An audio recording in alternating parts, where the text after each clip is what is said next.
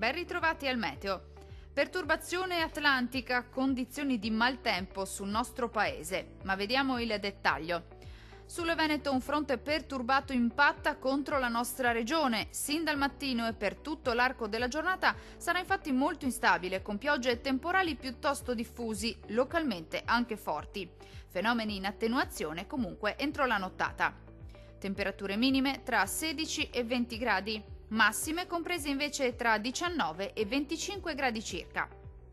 Spostiamoci ora a vedere che tempo farà sul Friuli Venezia Giulia.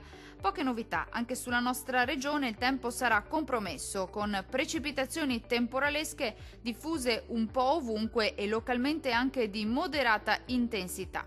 Andrà via via migliorando durante le ore notturne.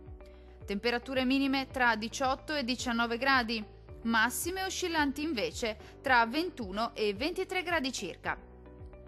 Infine, la situazione meteorologica del Trentino Alto Adige. Non cambia di molto la previsione, la perturbazione non risparmierà nemmeno la nostra regione, dove avremo temporali diffusi per tutta la giornata e localmente anche forti, ma anche in questo caso migliorerà entro le ore notturne.